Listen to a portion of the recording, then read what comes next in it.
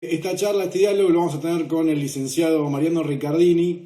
Él es licenciado en Ciencias Económicas y trabajó junto a nosotros dando el curso de restauración de biodiversidad con un poco lo que se refiere al abordaje económico de las cuestiones ambientales. Vamos a puntualizar en tema bosques, pero vamos a ir jugando con ustedes para que nos hagan ciertas preguntas o dudas que se generen en este debate. Ahí preguntan, ¿las charlas están en YouTube? Creo que sí. Ahora le consultamos a una amiga que está en las redes a ver si es así.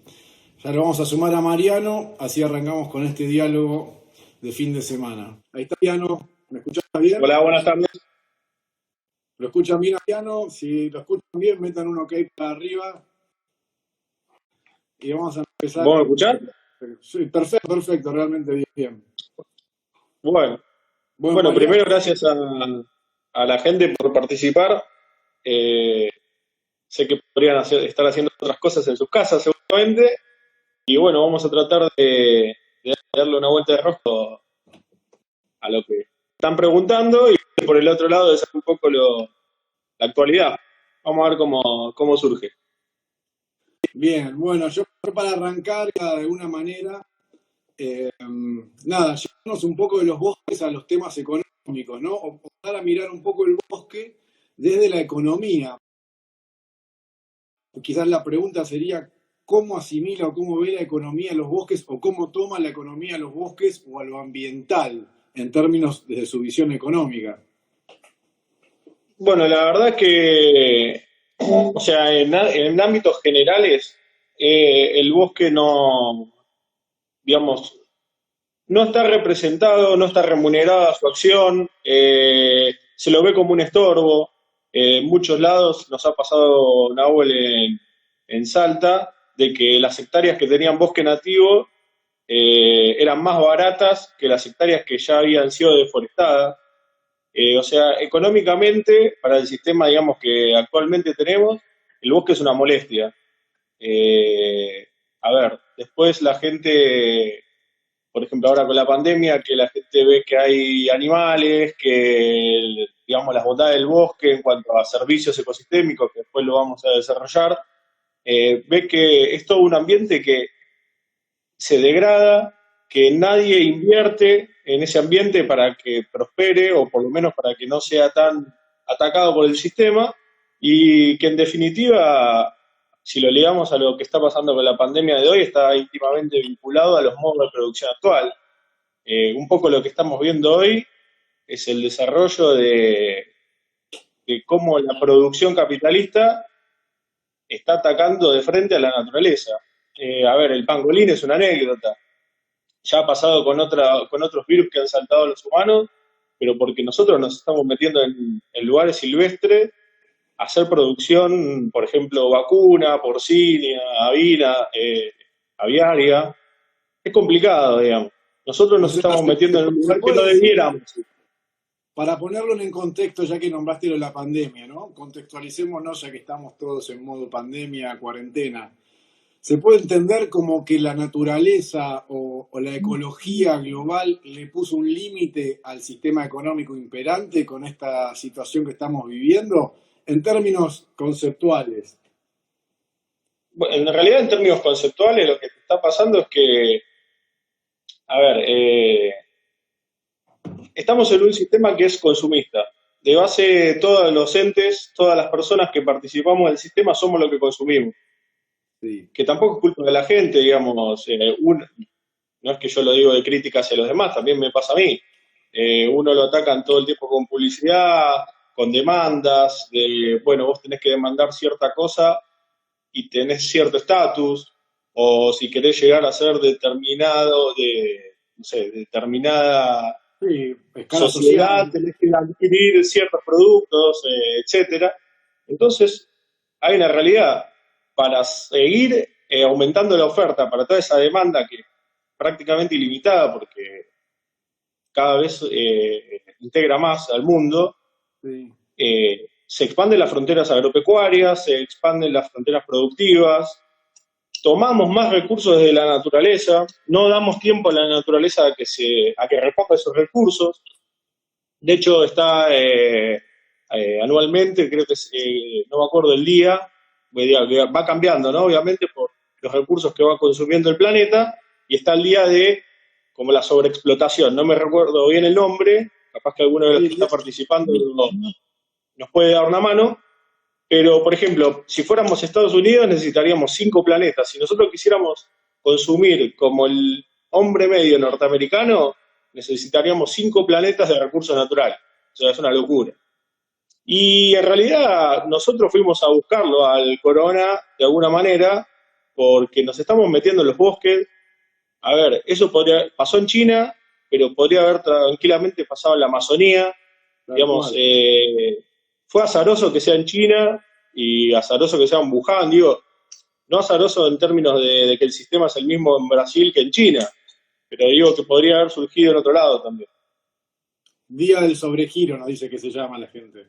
A los que estén participando, cuanta duda tengan o cualquier inquietud, pregúntenos y vamos a ver si lo podemos ir en el diálogo poniendo sobre la mesa. Un poco, Marian, lo que venís diciendo de alguna manera, y siguiendo con este concepto capitalista, ¿no? Donde los recursos son infinitos y uno puede seguir sacando y consumiendo, no coincide con la realidad ecológica de ningún ecosistema.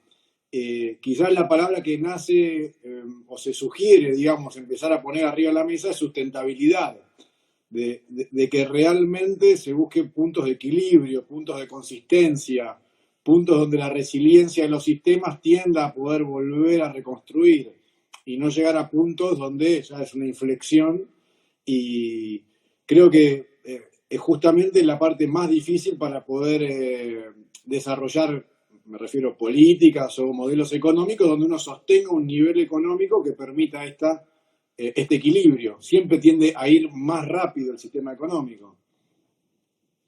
Sí, tiende a ir más rápido. También hay un tema de posicionamiento, digamos, de los países.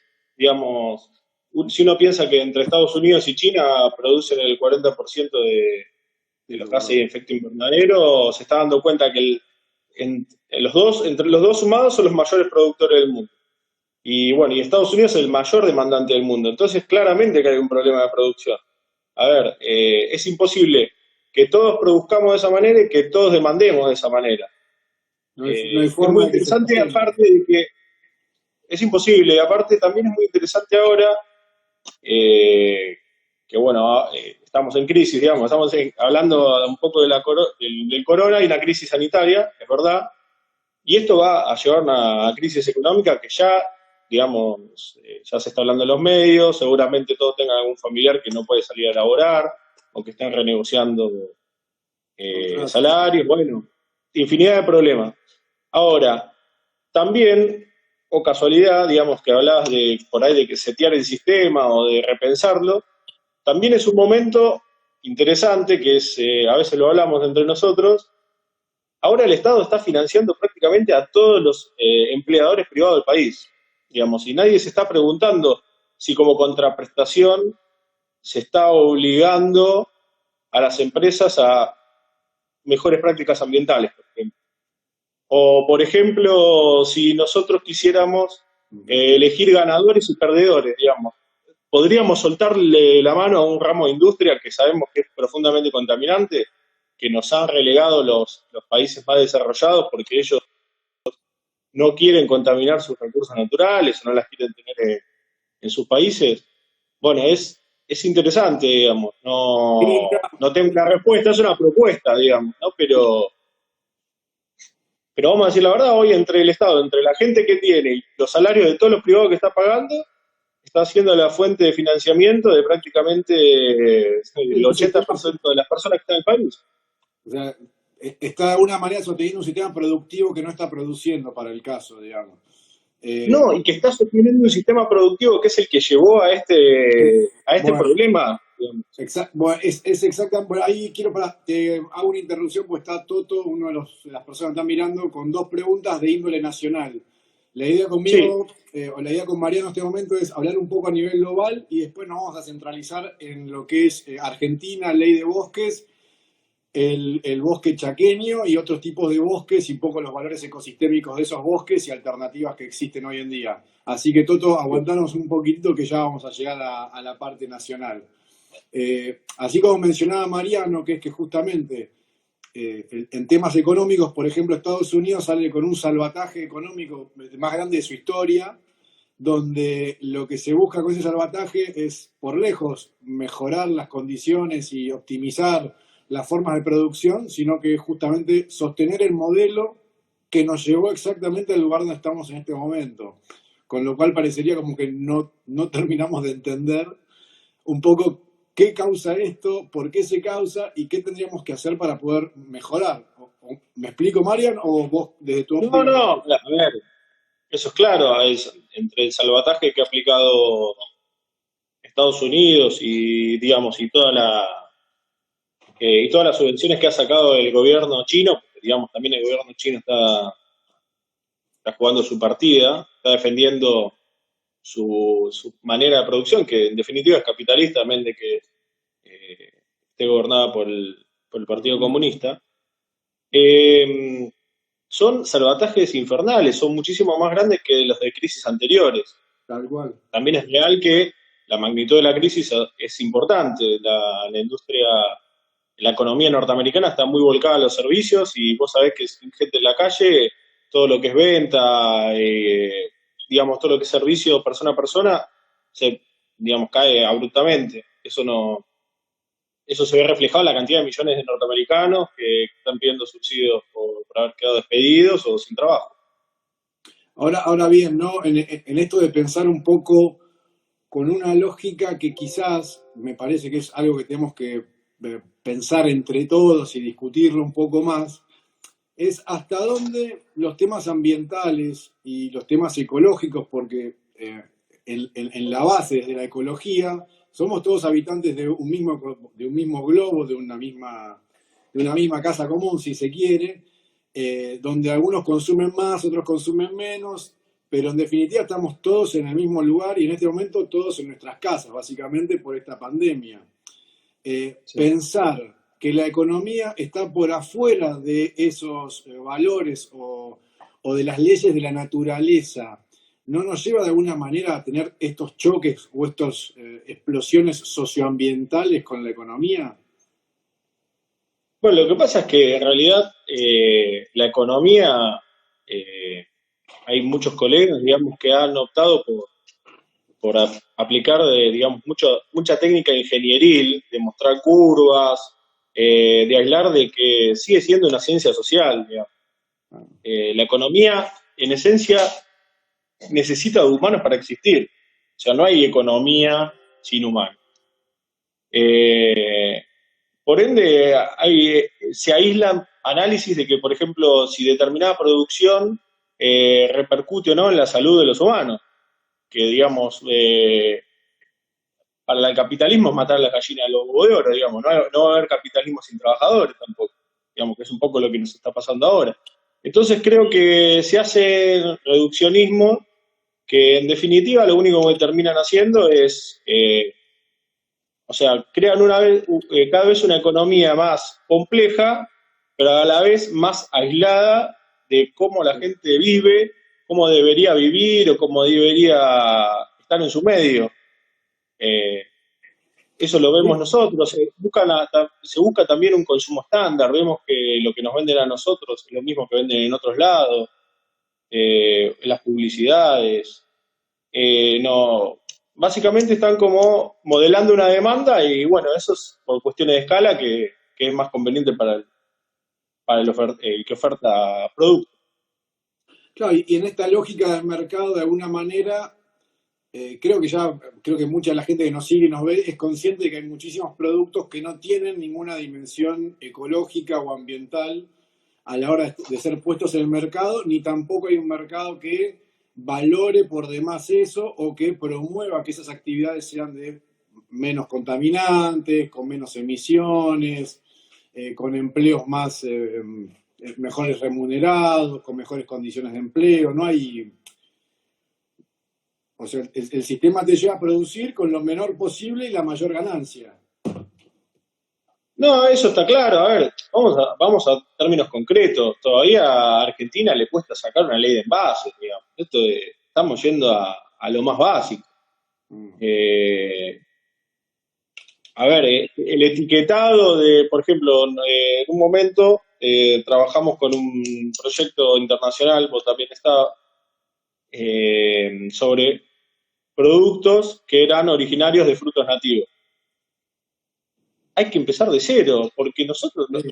teníamos, por ejemplo, tomate de árbol, me acuerdo, miel de melipona, etcétera. No, esos productos ni siquiera estaban inscritos en el código alimentario. O sea, estábamos en -10. Cuando uno quería empezar a desarrollar algo, veía que esos productos ni siquiera tenían alguna ventaja en la inscripción respecto de otros productos que puede venir a hacer una empresa extranjera acá, que no tengo problema, digamos, que venga una empresa extranjera a hacerlo, pero en vez de uno fortalecer lo propio, de generar canales más dúctiles, ahora obviamente siempre salvando las cuestiones de salubridad, pues son alimentos. Eh, perdimos prácticamente un año y medio para escribir productos que crecen de los árboles Sí, sí, nativos acá de sí. la zona, es una locura. Eso les comento a las personas que están viendo, con Mariano trabajamos en un proyecto del Fondo Mundial para financiado por el Fondo Mundial para el Medio Ambiente, que también es un punto de análisis, cómo se financian las cuestiones ambientales, por qué son tan dependientes del modelo de mercado, de empresas que tienen que ser responsables o de gobiernos que en su agenda ponen determinado presupuesto y no alcanza, realmente no alcanza porque los resultados están a la vista.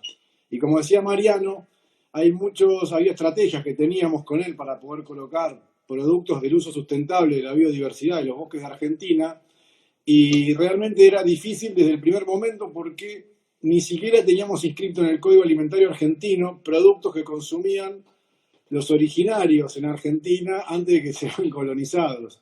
Entonces es muy difícil poder competir con productos o especies de plantas que vienen de otros países, que ya tienen mercado, que ya tienen marketing, con productos que tenemos nosotros, que de hecho sostienen más los bosques, mantienen la biodiversidad, pero cuesta muchísimo colocarlos en un mercado que no los conoce. Eso nos llevó muchísimo tiempo con Mariano, sigue siendo todo un desafío. Y sí, bueno, hay unos chicos dicen, es un discurso el tema de los productos forestales no madereros. Realmente es muy difícil, muy difícil. La gente desconoce, o sea, hay consumidores que no conocen, hay productores que les cuesta muchísimo. Tenés un mercado de competencia altísimo, porque competís con productos que son mucho más fáciles y mucho más conocidos. Hablamos de poner, no sé, una mandarina con un tomate de árbol y 99 de cada 100 personas va a agarrar la mandarina antes que algo que no sabe bien qué es. Y Sí, digamos, realmente, aparte de que están seteados, ¿no? Nos pasaba, me acuerdo del tomate de árbol en la zona de Yungas, en Jujuy, allá por arriba del Parque Nacional Calilegua, Valle Grande. que Valle Grande, que la gente de ahí lo conocía perfectamente, digamos, pero cuando fuimos a hacer una ronda de promoción, no sé si te acordás, a San Sí, Salvador de Jujuy, la única gente que los conocía era la gente que tenía 70 años, que sí, claro, que en realidad originariamente había vivido en el monte, que después por cuestiones, digamos, del desarrollo de las urbes en este país, fue a parar a San Salvador de Jujuy, pero que en realidad el resto de la gente no tenía la más mínima idea. Ni hablar de los jóvenes, eso era una locura. Eh, pero bueno, sí, es muy, muy difícil. Y aparte de los programas internacionales son interesantes, o sea, la realidad es que creo que para las cuestiones ambientales en el país son la principal fuente de ingreso y si no le pegan el palo, pero hay una realidad que vienen con condicionamientos en cuanto a que los manuales de uso, el proyecto en sí, a veces está pensado para otro tipo de sociedades. Nosotros nos tocó trabajar conjuntamente con comunidades wichí en la parte Chaco Seco en salteña, Salta. el Chaco Seco en Salta, me estoy tratando de acordar Morillo. Morillo, Santa Victoria Este, creo también, Sí, la triple frontera con Bolivia y Paraguay. Y claro, el manual venía venía estipulada la ejecución de fondos, etcétera, era como para otro tipo de personas, no desmereciendo para nada a la gente de esa zona, que era un fenómeno, digamos, ¿no? Pero que aparte tenía dificultades sociales, poco acceso al agua, había todas unas temáticas infernales atrás, y la realidad es que ambientalmente se podía hacer algo, pero había tanta necesidad social que bueno, resultaba medio inerte, digamos, lo que uno quería desarrollar. Sí, eso es una realidad también cuando discutimos temas ambientales, quizás en el tratamiento de los términos ambientales, pero en las comunidades originarias en las que trabajábamos había tantas necesidades previas que se necesitan para poder impulsar producciones de este tipo que realmente complejizan aún más el trabajo en territorio. Ahí nos preguntaba Ferchu, digamos, qué pueden hacer ellos desde acá, desde las ciudades, para poder meter presión o fomentar que se modifiquen estas cosas. Eh, ¿Qué yo creo que, pregunta? no, bueno, pero creo que participar de estas charlas, vincularse con, por ejemplo, bosques nativos argentinos, que es una de las premisas, poder trabajar en cuestiones sustentables argentinas, nos da fuerza a nosotros también, digamos. Hay espacios que hay que ir construyéndolos, digamos. No es que hay un lugar donde uno dice, bueno, ¿dónde pongo una ficha para poder hacer ruido?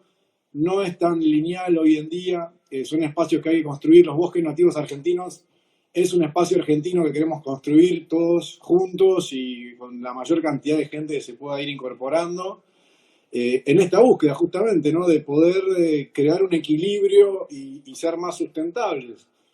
Eh, Otra de las consultas que nos hacían era, bueno, cómo se puede presionar en términos políticos para que esto ocurra.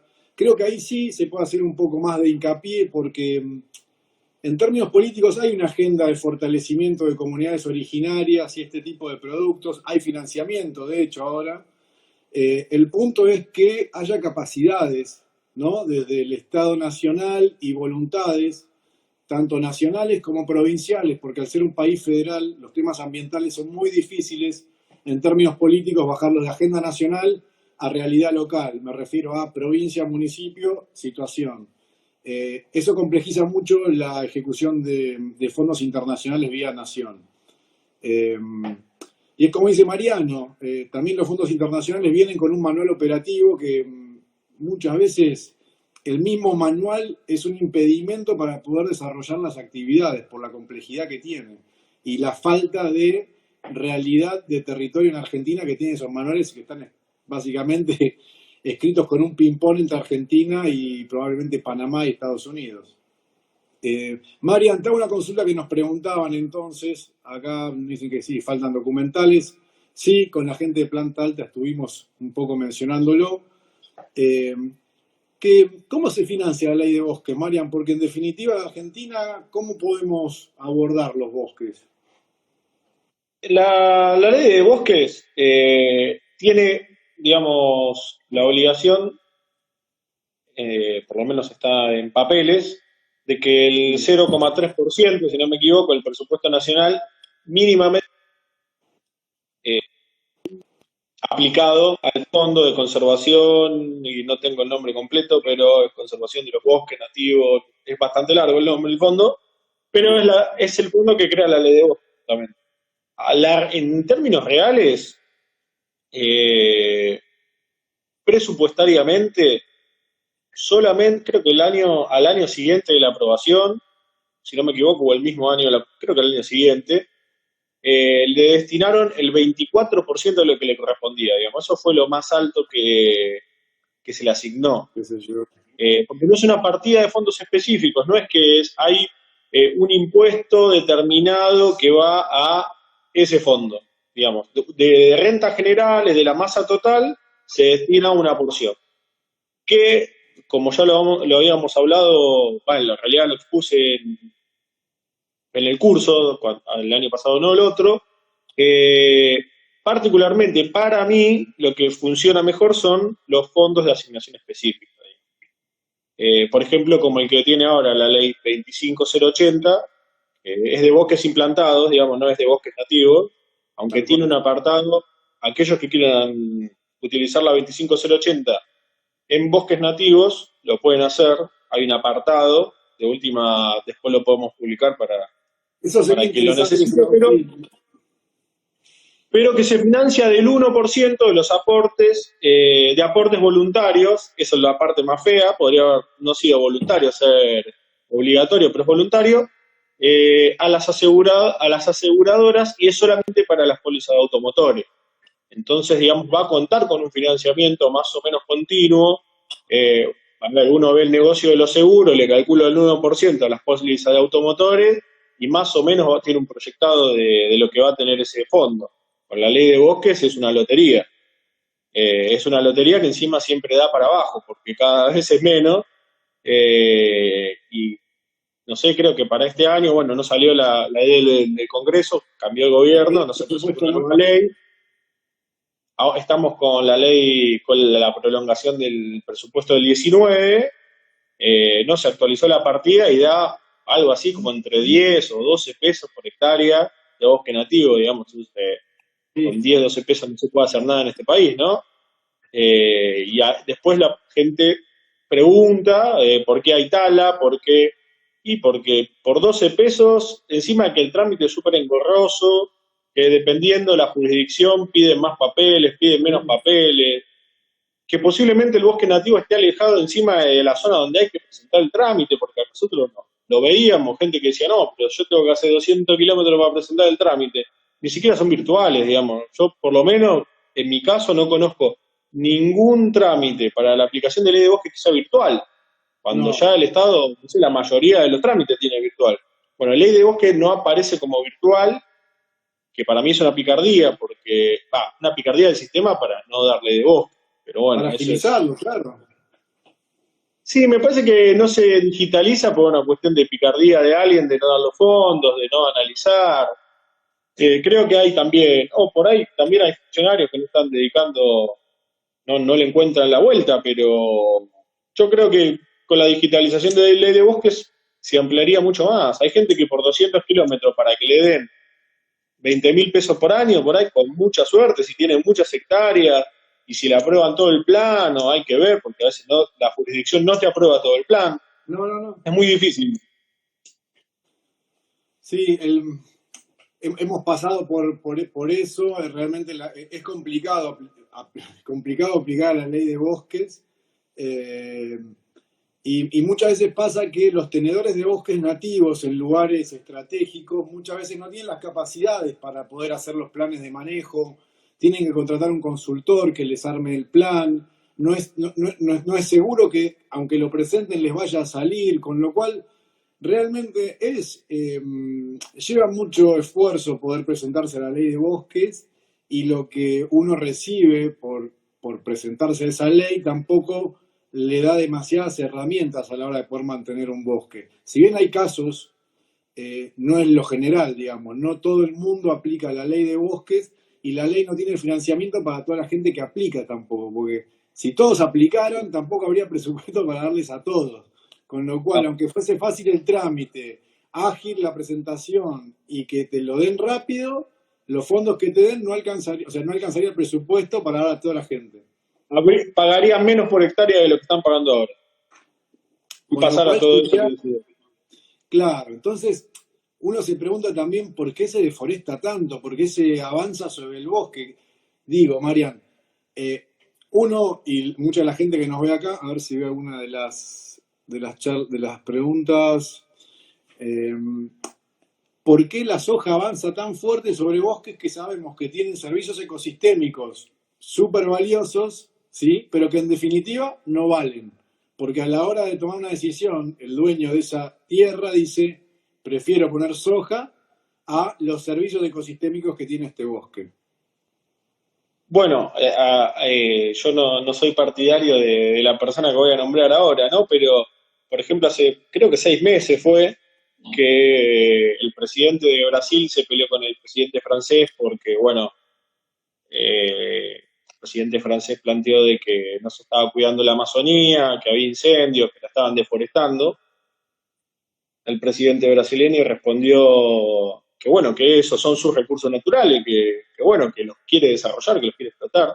cuestión con la que no estoy de acuerdo, pero analizando el diálogo, uno se da cuenta que Francia, un país industrializado, fenomenalmente desarrollado, con un índice de desarrollo humano fenomenal, multicultural, buenísimo, tampoco le paga nada al Amazonas, digamos, y que le está limpiando, digamos, el correlato de toda esa industria que hay. Digo Francia porque el diálogo era entre Francia y Brasil, Sí, pero sí, entre Francia. nadie le paga a Brasil por mantener el Amazonas. Porque nadie está diciendo, che, no Bueno, ataques el bosque. No ataques el bosque. ¿Cuánto oxígeno, cuánta biodiversidad albergás? ¿Cuánto carbono neutralizás? Porque somos grandes emisores de carbono. Bueno, ¿qué necesitas? ¿Cuánto vale tu bosque? Pero no en el sentido de comprarlo, sino de cuánto te vale mantenerlo. ¿Qué estás dejando vos de desarrollar por tener el Amazonas? claro. Digamos, la discusión terminó siendo una discusión chicanera que no llegó a nada, más que se peleaban dos presidentes, y salió en un par de medios, pero la realidad es que el trasfondo es Brasil, digamos, siguiendo la lógica que tenemos todos los países, si se quiere, subdesarrollados, que vemos que la única forma de desarrollo que tuvieron los países del primer mundo fue degradando los recursos naturales, dice, bueno, ellos ya los degradaron, ahora me toca a mí, pero tampoco los demás países dicen, bueno, ¿cómo contribuimos a que vos no degrades? Digamos, entonces O- ahí aparecen los servicios ecosistémicos que deberíamos todos, e incluyo Argentina también, a la parte industrial de Argentina, cómo remunera a los servicios ecosistémicos que ya se perdieron en zonas urbanas, por ejemplo, de Gran Buenos Aires, y que queremos que se sostengan, por ejemplo, en la provincia de Misiones, que es muy rica en biodiversidad. Pongo Misiones como ejemplo porque la conozco, pero digamos, también está la parte del Chaco Seco, parte salteña, Yunga, la Patagonia. sí, Nadie pone sí. eso en la juicio. No, es verdad. Me gustaría, ahí hay un par de preguntas que las quiero responder. De Horacio, que pregunta si no existen otros desarrollos sustentables que no necesiten fondos públicos. El punto es que al no haber una valoración de los bosques y no haber un servicio que se pague, como decía Mariano, sobre esos bosques, digo, una persona que es dueña de un bosque no recibe nada a cambio y tiene que pagar impuestos, de hecho, por mantener su parcela. Entonces, lo más redituable que puede hacer esa persona en términos económicos es decir, corte el bosque y ponga un cultivo. ¿Sí? Es más, de hecho, hasta puede llegar a tener un subsidio para poder fortalecer su cultivo o ganadería, como vimos con Mariana, un análisis que hicimos en Chaco Seco, que te pagaban por poner ganado sobre tu bosque nativo. O sea, Sí. compiten la producción con la sostenibilidad del bosque. Es muy difícil encontrar una salida para mantener tu bosque siendo un privado y poder tener ingresos económicos genuinos de tu bosque. Eso no existe. Sería la ley de bosque, sería el Estado. No, aparte, digamos, yo esto siempre lo digo, y hay gente que se ríe, a veces vos también te reís, pero digo, en el Ministerio de Economía faltan más biólogos y en el Ministerio de Ambiente faltan más economistas, y esto lo digo para todos los ministerios, digamos. Más que haber un Ministerio de Ambiente, debería haber cuestiones ambientales en las políticas de todos los ministerios. Porque nosotros nos encontrábamos, como vos bien decías, en Salta en ese momento había un vicegobernador, no me acuerdo el nombre, no esta gestión, creo que la anterior, bueno, igual antes Salta era como 3 o 4 periodos del mismo color, de la misma persona, creo que era el vicegobernador, si mal no recuerdo, y había sacado un artículo que se llamaba, nosotros estábamos trabajando en Salta, y el artículo se llamaba La pampeanización del Chaco salteño. Y esa persona arrogaba por tener una ley, no sé bien la denominación, si es vientre, no sé qué, pero te daban 2 vacas a gente, digamos, que estaba en situación social, digamos, carente, si se quiere, gente pobre, y le daban vacas. Ahora, uno diría, bueno, le dan vacas, le están dando una mano, la verdad que el hombre tuvo una muy buena idea, y en realidad lo que nosotros veíamos en el territorio era que era la gente, era los huichis con los que estábamos trabajando nosotros. Entonces esa gente podía aplicar muy rápidamente a tener dos vacas y tirarlas en el campo, pero para nosotros bajar fondos de un manual internacional, de una donación de países extranjeros, era una aventura total, digamos. Había que encontrar con quién bajar la fondo, cómo bajarlo, si era de confianza, si no era de confianza, cómo se ejecutaba, cómo no se ejecutaba. Y la gente, obviamente, se cansaba un poco de vernos nosotros, veía que la cosa a veces venía trabada, eh, no, digamos, no adrede, sino porque también hay que esperar, No, porque los porque manuales son hay muchas etapas, muchos procesos de licitaciones, consultas, etcétera, etcétera, y a las dos vacas accedían como yendo a tocar el timbre de la municipalidad, le dan dos vacas. claro. Así que era muy difícil. La política ambiental iba para un lado y la política productiva iba exactamente para el lado opuesto. Esa es una cuestión a todas las personas que nos ven, que analizamos mucho de bosques nativos argentinos, es que la visión ambiental nacional tendría que ser transversal a los ministerios que tenemos, porque si seguimos poniendo a los temas ambientales como un par más de todos los ministerios, corren desventaja constantemente. Es muy difícil poder hacer que un ministerio compita, con un ministerio de ambiente compita con el de producción, con el de energía. Entonces, realmente la política ambiental o la visión económica con sustentabilidad tiene que ser transversal en términos ministeriales, no puede estar, porque compite totalmente al revés. Es más, le voy a comentar a la gente un caso ejemplo también que tuvimos, que era con el yaguareté, que los ganaderos se quejaban, los pequeños productores se quejaban que los yaguaretés les comían las vacas. Bueno, el problema en su momento lo aborda el Ministerio de Ecología de la provincia de Misiones. Y era muy interesante porque querían que el Ministerio de Ecología pague por las vacas que se comían los yaguaretés. Como si el problema fuese un problema de la ecología y no un problema de producción. Y yo digo, escúchenme, la cartera de producción tiene mucho más recursos financieros que la cartera de ecología en esta provincia. ¿Cómo vamos a estar pensando que este es un problema, que el yaguareté es el problema y no las vacas que está poniendo el Ministerio de Producción? Así que, digamos, es complejísimo poder meterle en la cabeza a la gente que hay que transversalizar y tener equipos en los diferentes ministerios. Y paso una pregunta más, Marian, que es interesante, de Claudia, que es cuándo se van a poder hacer visibles los valores monetarios de los servicios ecosistémicos. Ahí te dejo a vos, pero es Bueno, una pregunta que te lleva a perder mucho tiempo y te terminás en un berenjenal. Explicalo vos si querés, porque a ver, no hay un manual que diga es A más B da C. No, no lo hay. Sinceramente, a ver, esto termina en manos de un economista al final, pero hay todo un relevamiento territorial que no le, ni siquiera, te soy sincero, mano en el corazón, no está en manos de un economista hacerlo.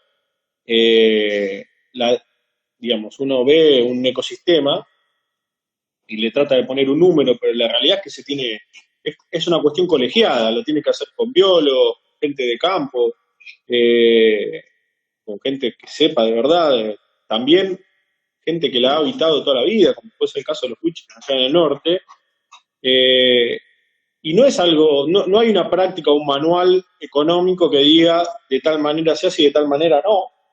A nosotros con algunos trabajos, por ejemplo, acá más en provincia de Buenos Aires, también vos lo has visto, es difícil, digamos, es difícil porque uno trata, vamos a decir la verdad, el que está en pos de los servicios ecosistémicos trata de redondear para arriba y el que está en contra de los servicios ecosistémicos trata de redondear para abajo, porque en definitiva lo que uno está planteando es cuánto alguien va a tener que pagar. Y eso no le gusta a nadie. A ver, todo el mundo quiere pagar el precio más barato. Lo que no se dan cuenta es que después nos termina saliendo caro, pero en principio todo el mundo quiere pagar el precio más barato. Pero igualmente, si ella gusta, le podemos mandar unos links sobre servicios ecosistémicos, algo bajado a la tierra que no sea muy técnico y que lo lea.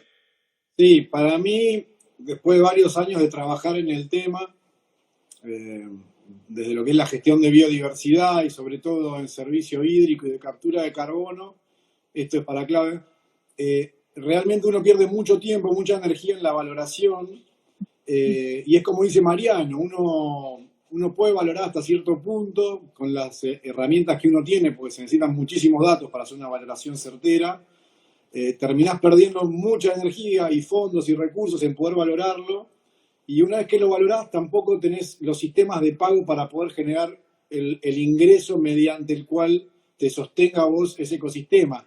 Y lugares en el mundo donde se aplique, funcione y tenga sentido son realmente pocos.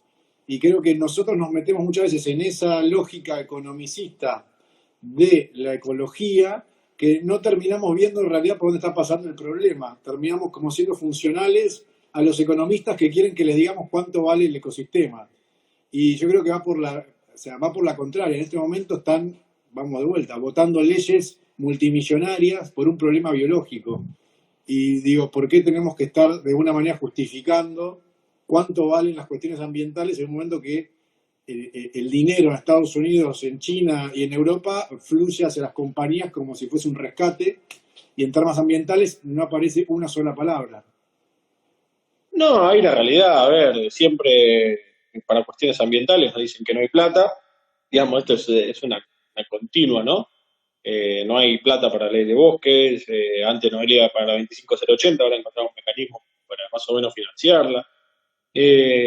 Después resulta que cuando explota la bomba aparece plata hasta abajo en la alfombra.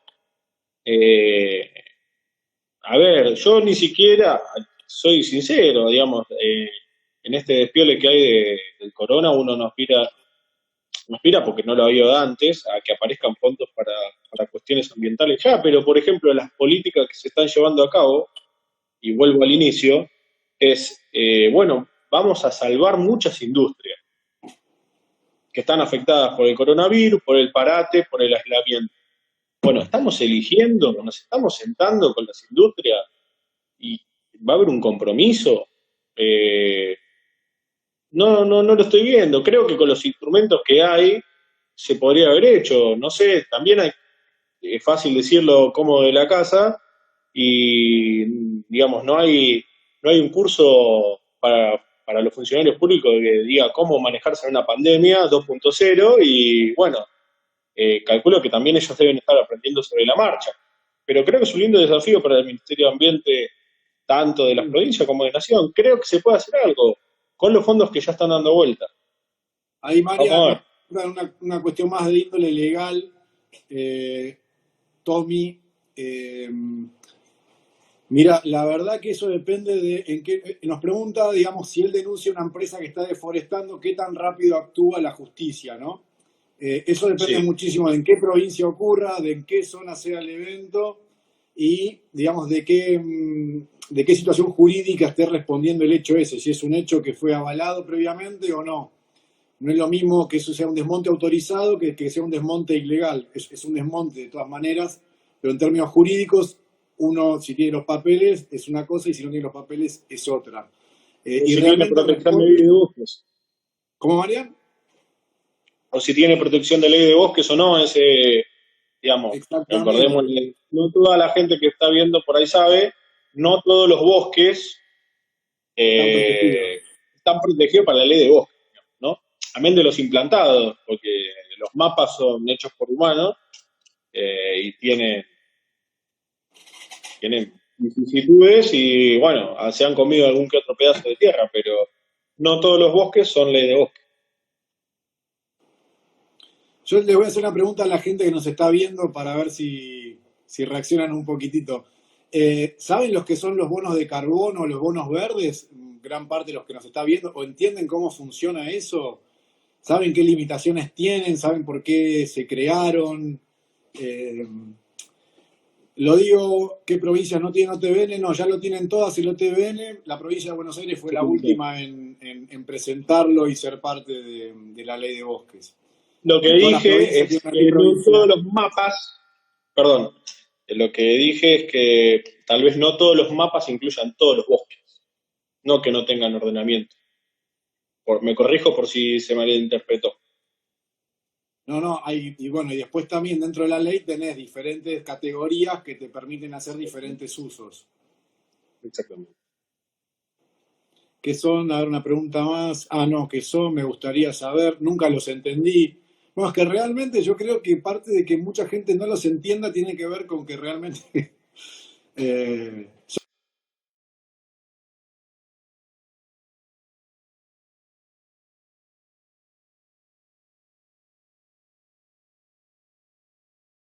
mini resumen de qué sería un bono de carbono y a qué responde, para que la gente por lo menos tenga el Bueno, ABC de qué es eso. básicamente los bonos de carbono eh, tienen orígenes más bien europeos, digamos, el sistema. Empezó siendo algún sistema medio entre privados y después se fue desarrollando más, que consiste básicamente en que emisores de gases de dióxido de carbono, por ejemplo, de carbono, eh, pagan por, digamos, tienen cuotas de emisiones, por sobre esas cuotas pueden o no pagar un fee, digamos, pagar una licencia, si se quiere, el nombre, y por el exceso tienen que pagar más. Ahora, el pago, ¿cómo es? Es comprando bonos de gente que certifica que captura ese carbono. Es decir, vamos a dar un ejemplo simple, porque si no ya acá creo que alguno lo maté. Yo tengo una industria, mi industria es contaminante, emite determinada cantidad de toneladas de CO2 Claro. y supongamos que 10 toneladas y vamos sin fee directamente y vos tenés 10 hectáreas de bosque nativo que generan, vamos también a suponer, 10 10 toneladas de captura, digamos, de esos gases. Entonces, de alguna manera, vos tenés el certificado de lo que vos podés limpiar y yo tengo la obligación de adquirir ese certificado para netear lo que yo estoy emitiendo al ambiente. Entonces, hay como un sistema de subastas, certificaciones, etcétera. Para mí el sistema, digamos, es, si vamos a términos de financiamiento, el financiamiento es más o menos continuo. Eso está bueno de alguna manera, y genera algún tipo de certidumbre, ¿no? Como el caso de la ley de bosques nativos, ¿no? Que por ahí el financiamiento es decreciente, la cobertura cada vez es menor, digamos, y es bastante trabado. Ahora, el tema de los bonos de carbono oculta dos grandes problemas. Primero, que uno está compensando con bosques, si se quiere, que están en otras latitudes, es decir, el beneficiario está prácticamente deslocalizado. La gente que vive alrededor de la industria no se beneficia en nada. O sea, sigue teniendo los mismos grados de contaminación. Sirve Sí, para lavar un poquito la imagen. tal cual, ahí estoy viendo varias preguntas, son un montón. Eh, sí, es como dice Mariano en términos de que uno de alguna manera limpia sus pecados con los bonos de carbono. Eh, las empresas contaminan, o sea, no hace que las empresas no contaminen, sino que eh, paguen en bonos su contaminación a otras personas que están absorbiendo el carbono que ellos están largando a la atmósfera. Ahora bien, hay dos cuestiones como muy simplistas de este método o modelo económico, que uno es que solamente se mide carbono emitido, dióxido de carbono, ni óxido nitroso, ni sulfurodio, no mide otras cuestiones a la hora de qué es lo que uno capta. Y tampoco miden los bosques, que son los sumideros de carbono para estos bonos, si son un bosque implantado de eucaliptus o pino en la provincia de Corrientes o en Uruguay, o es un pedazo de bosque nativo. Y ahí entra la razón o el pensamiento de cuánto vale si yo tengo como sumidero un bosque nativo y no un bosque implantado. ¿Por qué me van a pagar a mí un bono lo mismo, un pedazo de Amazonas, que un emprendimiento maderero para una pastera en Uruguay, por ejemplo? Porque en definitiva, toda esa materia orgánica termina en una pastera y termina en un producto final que encima se vende, con lo cual el negocio sigue continuando. Eh, si no se Y entendió ahora lo que bien, hay un poco, lo que hay como instrumentos más o menos novedosos es que algunos grandes fondos, digamos, que tienen como una parte de responsabilidad social ambiental, insisto, que tenga esto no quiere decir que después haga el resto de las cosas bien. Tienen algún tipo de subsidio de la tasa de mercado. Por ejemplo, si ellos pueden certificar que tu emprendimiento es sustentable, etcétera, de alguna manera, otra vez el negocio de las certificaciones, bueno, de alguna manera hay que cerciorarse, te bajan o te bonifican unos puntos de la tasa de interés o te dan alguna alguna facilidad financiera, digamos. Eso es lo más novedoso que puede llegar a ver ahora, pero la verdad es que como se está poniendo plata ahora, digamos, Estados Unidos está enterrando una cantidad de plata fenomenal para salvar el sistema, que digamos, a mí particularmente, no lo digo por el monto, pero ahí estamos hablando de enterrar plata para defender algo. Y yo creo que el ambiente tiene que empezar a hacer eso, digamos, a decir, bueno, ¿cuánta plata vamos a literalmente enterrar acá? Exacto. No es, ya no es, no pasa por dar créditos blandos, no dar créditos blandos. Se trata por cosas más duras, de cuánto nos va a salir la ley de bosque. Bueno, si vamos a buscar la plata, asignemos partidas, veamos dónde ajustamos, de dónde se puede sacar un poquito más o un poquito menos, se puede administrar mejor. Y creo que hay que plantearlo que la plata de ley de bosque, digo ley de bosque porque existe el sistema de financiamiento, pero se trata de enterrar plata al ambiente. Pero justamente no lo digo peyorativamente ni No, para no, no, bastardear a no. nadie. Tiene que ser así. Les comento, porque veo muchos comentarios. Sí, es verdad, digamos, los bonos de carbono no discriminan si es un bosque nativo, si es un bosque de eucaliptus, es cantidad de carbono que se recupera, si hay más biodiversidad, si hay menos biodiversidad, si son espacios donde se filtra agua, zonas boscosas con lluvia, o si son plantaciones. De hecho, el modelo sirve más con la asociación maderera, o sea, que vos plantes con fondos de bono de carbono y después esa plantación la cortes y vos digas, bueno, se sostiene en madera todo este carbono y lo vendo encima. O sea que ganás por los dos lados de alguna manera. Mira, si lo pensás bien, Nahuel, el bosque implantado tiene muchísimas más ventajas. Tiene una ley que tiene fondos, o sea, Sí, en algún momento te la van a pagar, está financiada, que es la 25080, tiene una parte para bosques nativos, enriquecimiento de bosques nativos, pero la gran mayoría lo usa para implantar exacto, bosques. exacto. Sí.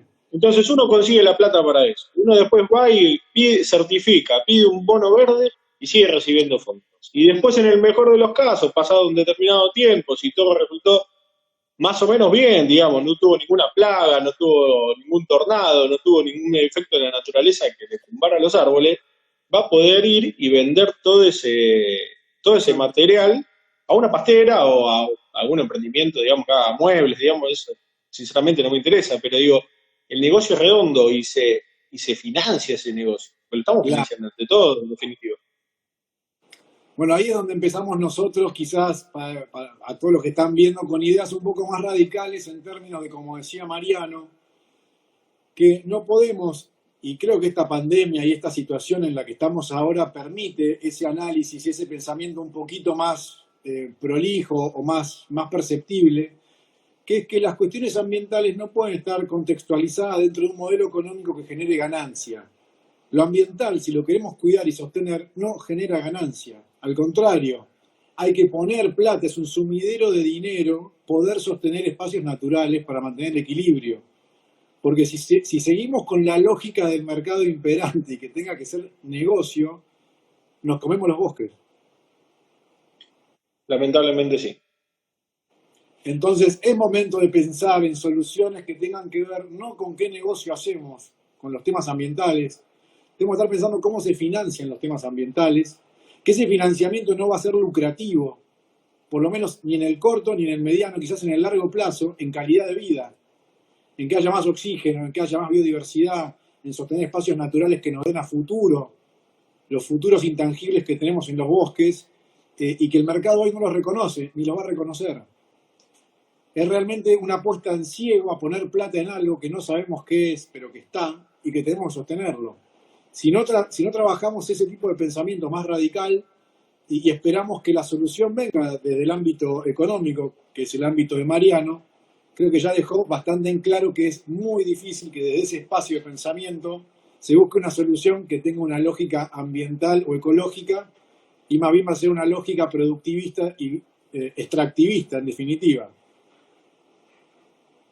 Sí, digamos, desde la economía lo que se puede hacer, que digamos hay muchísimos estudios, es, eh, digamos, desalentar diferentes prácticas con cuestiones, si se quiere, impositivas, reglamentarias, pero la realidad es que la solución de fondo para el financiamiento de cuestiones ambientales, tiene que venir de impuestos, claramente.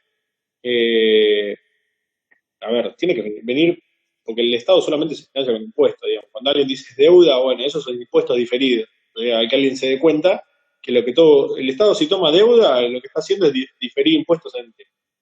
O sea, en definitiva, lo que necesitamos es ver quién paga el pato la boda, digamos, y es muy difícil ponerle el número y señalar a quién.